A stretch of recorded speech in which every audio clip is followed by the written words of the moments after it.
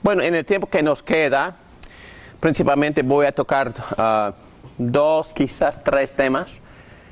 Y por favor, que lean cuidadosamente el material en casa, porque en la primera parte de esta hora voy a estar poniendo más ejemplos de cómo Dios usa el don del sexo y de los géneros para guiarnos a Él.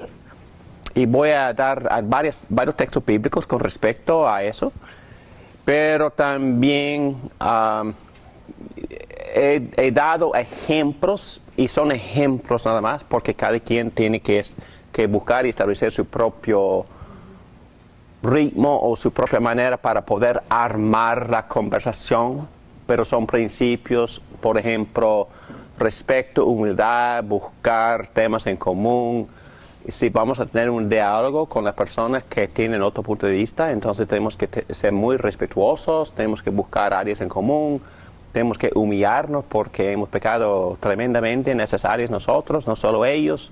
Entonces, tratar de buscar un equilibrio en la conversación, pero al final de cuentas, estoy diciendo que debemos de buscar adaptarme al diseño de Dios. Y eso no es nada fácil, ni para mí, ni para ustedes, ni para el heterosexual. No es nada fácil, porque somos pecadores, quebrantados, y cada quien tiene su tendencia, su tentación, su problema, su obstáculo, etcétera, etcétera, y tenemos que, sin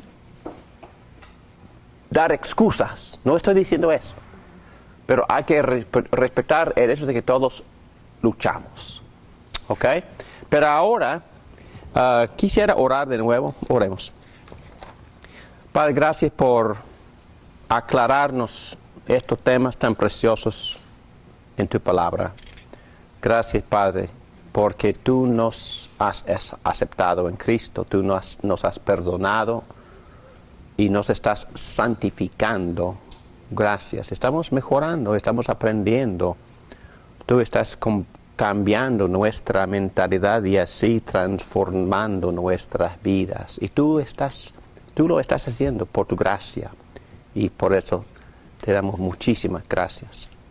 Y ahora en esta sección, ayúdanos a aprender una mejor narrativa. Hemos estado hablando mucho de la narrativa de otro grupo que, en nuestra opinión, basado en lo que tú enseñas, están en un error. Pero ayúdanos a contar de nuevo, con confianza, con valentía, la narrativa tuya. Y ayúdanos como iglesia, como individuos, en nuestras propias vidas y conversaciones, a llevar a cabo estas conversaciones amenamente, amorosamente, pero también claramente basadas en la verdad. Ayúdame ahora en esta sección a enseñar con claridad estos temas y te damos a ti toda la gloria mientras que tú estás santificando a tu iglesia para tu gloria. Amén. Ok. Muy bien, entonces aquí abajo, página 80, vamos a estar hablando de una mejor narrativa. Entonces voy a mencionar algunas cosas básicas. Voy a mencionar algunas características de la conversación que yo creo que la Biblia nos enseña. Y después vamos a meternos otra vez en lo que este don del sexo nos enseña y cómo Dios lo usa en nuestras vidas hasta para santificarnos. Y es un tema un poco delicado y espero que Dios nos dé la fuerza y la gracia por el Espíritu Santo para poder enseñar bien, cuando digo bien, bien conforme a lo que enseña la palabra de Dios. 80. Una mejor narrativa. La disposición de la iglesia. Los que me conocen saben que hablo mucho de la disposición.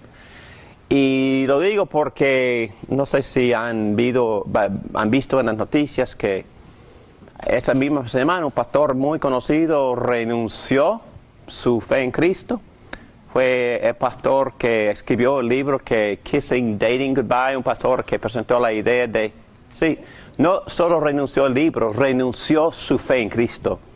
Está en toda parte del internet y todo el mundo está comentando. Pero es muy, muy conocido. Tenía una mega church, una persona que había enseñado en el área de la abstinencia sexual antes de casarse, un hombre que Dios había usado de manera tremenda, y él le pidió en público perdón a, ¿cómo se llama el grupo? LGBT. Sí, él le pidió perdón a ellos por haberlos ofendido y renunció todo. Su libro, su fe, su posición, todo. Su esposa, todo. Y, ¿ah? Porque se convirtió en homosexual. No. Es que él piensa que él había ofendido innecesariamente a los que están quebrados sexualmente. Y les pidió perdón. Y digo, David Morán, quiero que me entiendan, no hay nada más importante que el amor. Y el amor no implica renunciar convicciones. Pero vamos a hablar de nuestras convicciones y tenemos que hablar de nuestras convicciones. Tenemos que pedirles a los pecadores a que se arrepientan. Tenemos que presentarnos como personas humildes que estamos arrepintiéndonos constantemente. Pero por eso, digo, todo esto no para criticar a este pobre que había, no sé lo que pasó con él, no sé nada. Pero lo menciono porque es totalmente necesario que nosotros hablemos de estos temas con respeto y con amor, ternura, con mansedumbre. No dejando de hablar ni dejando convicciones, pero el tono, estoy hablando de tono. Aquí, la disposición de la iglesia. Primero tenemos que escuchar. Lo que nosotros hemos enfatizado con ese grupo es individualismo, pero nosotros hemos usado la frase individualismo exagerado. Pero como cristiano, bíblicamente hablando, no hay nada de malo del individualismo. Hay algo muy malo de individualismo exagerado. Porque la Biblia enseña dos cosas. La Biblia dice comunidad, enseña comunidad, comunión, grupo, cuerpo, pero a la vez enseña individualidad, individualismo, ¿ok? Hay un montón de ejemplos, aún en el mismo matrimonio. Cuando hablamos de la unidad en el matrimonio, no estamos hablando de perder distinciones entre hombre y mujer. No estamos hablando de perder individualidad, tampoco. Pero al mismo tiempo estamos hablando de unidad. Estamos hablando de individualidad y de unidad. En la iglesia también hablamos mucho del cuerpo de Cristo. Pero el cuerpo de Cristo se forma, se hace, se construye de individuos. Y cuando una persona se casa, no se pierda tampoco su individualidad, a pesar de que llega a ser una sola carne con otra persona. Entonces tenemos que mantener un equilibrio. Y cuando ellos están hablando, los que no estamos de acuerdo, hablan de una individualidad exagerada, nosotros podemos decir, muy bien, nuestra fe también enfatiza en cierto sentido una individualidad. ¿Ok? Porque todos en un sentido somos soberanos, en un sentido, bíblicamente hablando, toda nuestra esfera de responsabilidad y de soberanía según nuestros dones y talentos. Y eso es buenísimo. Entonces estamos de acuerdo con ellos, pero no estamos de acuerdo con ellos hasta que cambiemos la estructura física del cuerpo. Porque la Biblia a mí me enseña mucho acerca de honrar el cuerpo. ¿Por qué? ¿El templo de quién? De Dios mismo. Dios vive en este templo, entonces hay que honrar el cuerpo. Y tampoco somos gnósticos ni platónicos. Porque ¿qué enseñó Platón? Que el nivel espiritual es superior al nivel material. ¿Es correcto? No, no es correcto. Entonces mantenemos respeto para ambos lados. Hombre, mujer, cielo, tierra, miembros de la iglesia, cuerpo de Cristo. Entonces la Biblia enseña dos cosas. Y cuando la Biblia habla de nuestra relación con Dios, ¿qué dicen los panteístas? Que todo está unido. Hasta que es la misma esencia. No hay diferenciación entre la esencia mía y la divina. Que somos una extensión de Dios. Somos una extensión. Pero cristianamente hablando, ¿cuál es la verdad? Estamos separados. Dios es Dios. Unidos y a la vez distintos. Unidos sin mezclarnos. Como dijo Pedro, compartimos en la divinidad, pero no llegamos a ser divinos. Entonces, es un punto sencillo, pero estoy hablando demasiado. Mi único punto es que no todo es malo en el individualismo. El Evangelio anima a expresiones de individualismo basados en nuestro llamado y dones. Pero claro, dentro del diseño de Dios, el Evangelio enseña y respeta ambos, el individualismo y la vida en comunidad. Y es nuestra respuesta. Si ellos están enfatizando monismo, panteísmo, nosotros tenemos que decir, no, respetamos unidad. Y también respetamos distinciones, individualismo. Pero por favor, vamos a mantener todo con su equilibrio apropiado. Porque el Evangelio honra ambas cosas. No hay nada como el cristianismo. Es la cosmovisión mejor balanceada que existe, porque es la verdad, pero es totalmente lógica. Entonces vamos a tener una relación íntima con Dios, pero no vamos a mezclar nuestras naturalezas. Ok, muy bien. La comunidad LGTBQ son competentes, y mucho de esto viene de este libro, The Secret Thoughts of an Unlikely Convert, por esta lesbiana convertida a Cristo, Rosaria. Pero tiene muchas competencias en abogacía, en comunidad, en misericordia. Y bueno, en lo político, en el buen sentido, que porque saben movilizar a su gente y lo hacen. Y ellos saben obtener sus deseos y su voluntad en la área política. Y también escuchar, porque ellos quieren hablar de las injusticias y problemas causados por la iglesia históricamente. ¿Y qué decimos? Que son verdad. Y cuando dicen que la religión es la causa de todos los problemas del mundo, nosotros respondemos, estamos casi de acuerdo con ustedes. Pero Tim Keller dice, no, estamos 100% de acuerdo con ustedes porque la religión es muy problemática. Pero quisiera hablarles de otra cosa. Quisiera hablarles del Evangelio. Del Evangelio, porque el Evangelio enseña amor, perdón, comunidad, justicia. Y los cristianos que han vivido de acuerdo con el Evangelio, ellos son la solución de todos estos problemas del mundo. Porque nosotros también estamos en contra de las injusticias. Estamos en contra de bullying. ¿Cómo se dice bullying en español? ¿Bullying? Bullying. Abuso. Bueno, es otro tipo. Que bullying es una palabra que se usa cuando los fuertes se aprovechan de los débiles. Y la gran queja de los homosexuales es que los niños que tienen esta tendencia sufren mucha persecución en las escuelas públicas. Y es la verdad, es la verdad. hasta mi propia hija vino a mí un día y me dijo, otro ejemplo, permítanme, por favor. ¿Qué dice Deuteronomio 6? Que debemos de inculcar las leyes de Dios en nuestros hijos cuando nos levantamos, cuando estamos en el camino y cuando nos acostamos. Y al principio me quejaba de tener que llevar a mis niñas a la escuela, porque tenía que levantarme también y manejar.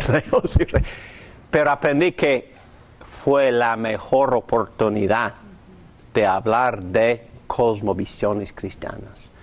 Y hasta cuando la menor subió a la camioneta de aquí, de Coral Gables High School, la secundaria Coral Gables, aquí mismo, aquí queda como media milla de aquí. Y si yo tuviera la radio prendida, papi, por favor, la radio no sirve para buenas conversaciones. Entonces, y hablamos de todo esto en detalle, de todo esto. Y ella me dice, papi, mis mejores amigas en la escuela son las lesbianas. Es la muchacha que se porta mejor que todos. ¿Y sabe qué? Hasta los administradores. Si los tratan mal, se burlan de ellos. Se burlan. Sí, exactamente. Pero los tratan muy mal, muy mal. Pero hasta los mismos adultos en la escuela también estaban culpables de eso. Y es lo que me contó mi propia hija. Y entonces hablamos de todo eso, hablamos de todos estos textos que acabamos de leer esta mañana. Y mi punto es que estamos de acuerdo con ellos, que nosotros compartimos la posición que dice que nos oponemos las injusticias. Un ejemplo más, no recuerdo exactamente lo que se llama la organización aquí en la Florida, pero la última palabra en el título es yes. Y yo creo que significa, no recuerdo lo que significa, pero fue una organización que existe solo para defender las víctimas, normalmente los homosexuales que sufren este tipo de maltrato en las escuelas o en lo que sea. Y hasta el presidente de ese grupo homosexual, que en ese momento era el alcalde de nuestra comunidad, me invitó a hablar con ellos defendiendo las víctimas en una presentación en público para apoyar o para decir que eso es totalmente inapropiado. Y casi lo hice. No lo hice, pero casi. Y él me contó la razón por la cual te invitamos a ti, David, es porque yo había compartido el evangelio con él. Y él sabía mi posición y todo. Y te invito a ti también porque sabemos que tú crees que la homosexualidad es un pecado. Por eso te invitamos. Porque si una persona que cree que la homosexualidad es un pecado, pero está al mismo tiempo condenando estas injusticias, la gente presta atención. No lo hice. Pero quizás hoy lo hiciera. Eso dice que yo estoy perdiendo mis valores, mis convicciones, mis principios. Para nada. Porque yo voy con el principio, me opongo a la injusticia, nada más. Y yo podía hacer eso, claro, pero no estoy bromeando, estoy un poco más maduro con el tema ahora que antes. Y yo creo que ahora lo hiciera.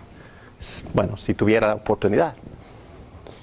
Y entonces estoy hablando de cómo entrar en la conversación. Es que si ellos creen que nosotros los odiamos, y es lo que creen, no tenemos que ir a la calle. Yo no estoy hablando tampoco de protestas políticas, pero requieren cierto tono. Un tono de respeto y hasta de compasión. Ok. Y bueno, nosotros también tenemos muchos defectos en nuestro historial, ¿verdad? Aquí yo menciono algunos que Susana ya mencionó.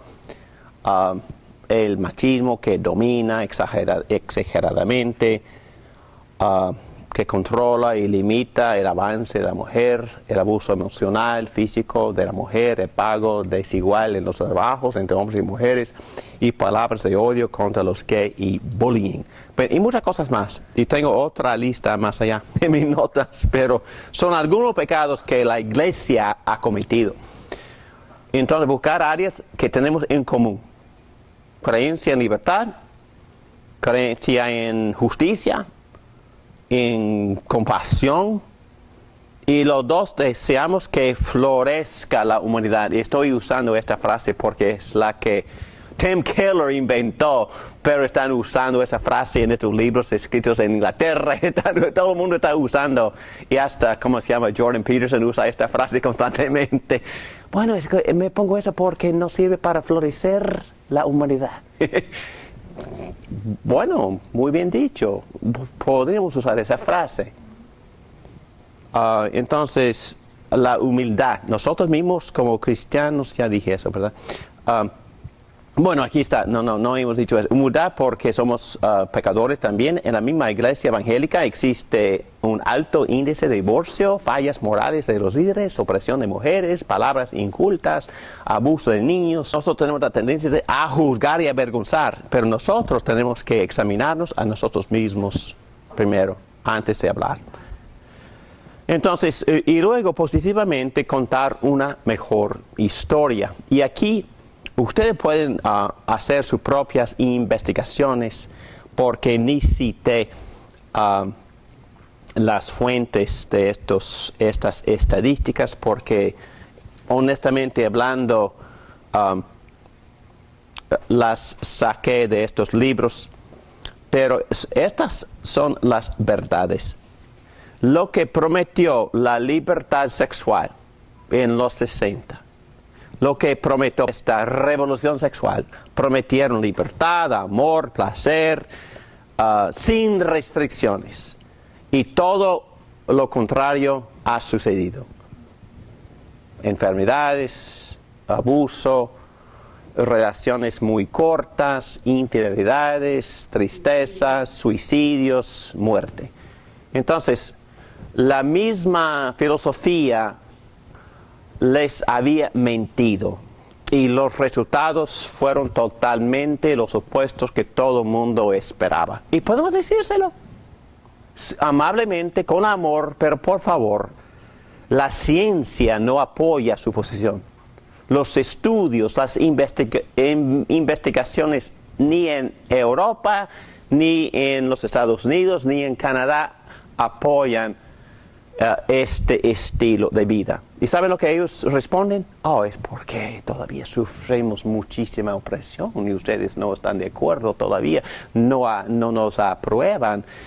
Pero eso también nos sirve, porque en los países en Europa donde han estado aprobando estas actividades por décadas, tienen los mismos resultados. Entonces las estadísticas están a nuestro favor, al favor del diseño de Dios. Y voy a dar más evidencias. Cientos de estudios muestran que los niños criados en una familia con dos padres, varón y hembra, tienen mejores resultados físicos, cognitivos, emocionales, económicos, que los niños criados en cualquier otro tipo de circunstancia, incluyendo parejas homosexuales. También otros estudios indican que la revolución sexual, que prometió más sexo, felicidad y placer, ha producido, es muy interesante, es un estudio que fue conducido en Inglaterra. Supuestamente la revolución produjo más frecuencia, más placer, más satisfacción, más de todo, y es todo al contrario. Es que ha producido menos frecuencia y menos satisfacción. Y mucha desilusión. Mucha desilusión, exactamente. En el área de la estabilidad, por un margen muy amplio, los matrimonios entre un varón y una mujer duran mucho más tiempo. Entonces ellos están diciendo que Dios aprueba la fidelidad entre los homosexuales y aprueba relaciones de amor. Bueno, las estadísticas muestran que no hay fidelidad. Y las relaciones son sumamente cortas y los homosexuales hombres en particular tienen relaciones muy cortas. En el área de abuso es sumamente interesante. Y si yo hiciera un sondeo entre ustedes, una pregunta, ok, vamos a tomar 4 relaciones. Homosexuales hombres, pareja. Lesbianas, pareja. Los que practican unión libre, heterosexuales. Y los que practican el matrimonio de pacto basado en el diseño de Dios. Ok, ¿cuál de estas 4 relaciones tiene más frecuencia de abuso físico? Yo hubiera pensado que los homosexuales, hombre con hombre. Yo ya sé la respuesta, pero... Sí, yo ya sé la respuesta. Sí, pero yo pensaba que era... Las estadísticas revelan que son las lesbianas. Más abuso... Más abusadoras. Entre ellas. Sí. Saqué el sondeo de este mismo autor, Glenn Harrison, pero él tiene muchísimas estadísticas de esa clase en ese libro. Y por supuesto, no importa la categoría. Éxito económico, satisfacción sexual, la duración de la relación, el producto en cuanto al carácter y el bienestar de niños que contribuyen después a la sociedad. Un montón de categorías, felicidad en general, fidelidad. Entonces, no importa el área. Una mujer, leí el libro que se llama El caso padre matrimonio. Ella estudió 2,000 parejas durante un periodo de 15 años. Y el matrimonio basado en el pacto, que sobresale en todas las categorías. Entonces, mejor satisfacción económica, sexual, los hijos. Más sanos, ¿no? Y también en cuanto a la enfermedad. También bienestar emocional, en todo. El matrimonio gana en todo. Es que sin excepción. Y ganan por mucho. Y ¿sabe lo que dicen los del otro grupo? Dicen que es porque ustedes menosprecian todavía a nuestra posición. Y este autor dice, quizás es porque hay una gracia especial y dinámica sobrenatural en lo que Dios ha diseñado. Quizás es por eso. Ok, muy bien. Es lógico, perdón, la respuesta de ellos, porque se está estudiando a ellos mismos como parejas homosexuales y lesbianas. Y las estadísticas es acerca de ellos, no tiene nada que ver si nosotros pensamos o no pensamos, no lo aceptamos. No. Y yo voy a mencionar esto porque aquí estamos en familia. Y los cristianos evangelios hasta hoy defienden lo que se llama en español unión libre. Unión libre, perdóneme, no es matrimonio. Y le falta muchísimas características, muchísimas. No es la relación que Dios ha diseñado, porque no tiene compromiso público. ¿Qué significa la palabra pacto? Compromiso. Es compromiso legal, es compromiso basado en el pacto que Dios ha hecho con nosotros, es permanente. Y requiere promesa, requiere voto, requiere la parte económica, promesas en esa área, leyes para proteger la economía de la pareja y de la mujer, y por supuesto el sexo. Y entonces la unión libre existe para el capricho y para, la conveniencia de la pareja, y la razón por la cual no hacen la promesa es porque están manteniendo abiertas las opciones. Y la mujer se engaña. Bueno, he leído muchos estudios sobre esto.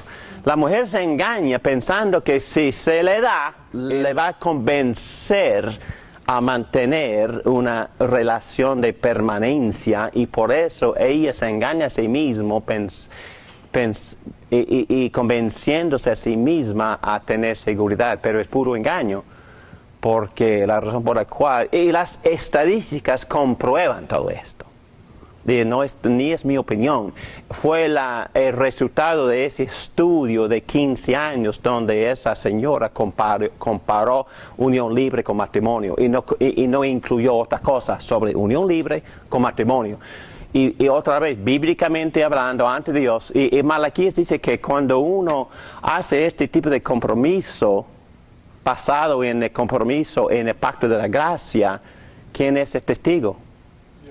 Dios. Malaquías capítulo 2, Dios es el testigo, Él es el testigo. Está diciendo Amén. porque yo lo viví. Yo lo viví las dos partes. Y fue 16 años de convivir con mi esposo y hubo cantidad de cosas que no concordaban con el matrimonio después de que yo me casé con él. Y sí es verdad lo que usted está diciendo, y si esas son las encuestas, es realidad. Y es amor decir esto. Porque yo hablo con esto con los jóvenes que están viviendo otra cosa. Entonces, por amor, tenemos que convencerles que no, es que... Y yo puedo compartir un montón de tragedias de parte de las jóvenes que sufren y que se dan y experimentan abandono y luego caen en la cama por 9 meses llorando. Y se levantan de la cama para repetir lo mismo. ¿Y qué dicen los proverbios? Sí, porque cuando yo viví con él, yo no conocía de Cristo. Sí. Después de que conocí a Cristo como mi Salvador personal, empezó a cambiar la vida de los dos muchísimo. Porque hubo violencia doméstica, hubieron demasiadas cosas. Exacto. Ya después hubo hambre, todo lo que usted está diciendo, todo es verdad. Y ya después sí cambió muchísimo, ya no aguantábamos hambre, ya hubieron muchas cosas bonitas, sobre todo en la salvación. Ah, sí. Y él era salvo desde pequeño, pero yo lo conocí en el mundo. Sí. Y ya después yo oré por él y él regresó a los caminos del Exacto. Señor. Entonces ya cambió toda esa situación fea de cuando convivimos juntos a cuando nos casamos. Exacto. Bueno, gracias por contar eso. Gracias por ser vulnerable. No, la mujer debe tener seguridad porque el hombre le promete, I'm not going anywhere. No voy a ir a ningún lado. Aquí me quedo. No importa lo que pase, aquí me quedo. Punto. Más nada. ¿Ok? Eso da seguridad. Eso también crea ambiente donde el amor puede florecer. Seguridad es importante. Bueno, yo leí esto en libros, no conozco a la mujer, pero leí esto en libros, que la mujer desea más que quizás cualquier otra cosa, la seguridad. Y por eso Dios inventó y Dios tiene diseño de pacto. Pacto promete fidelidad permanente.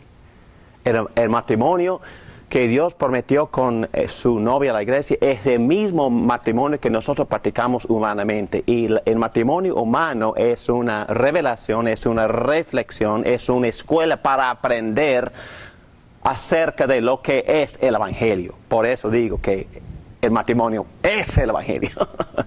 Ok, muy bien, gracias por compartir eso.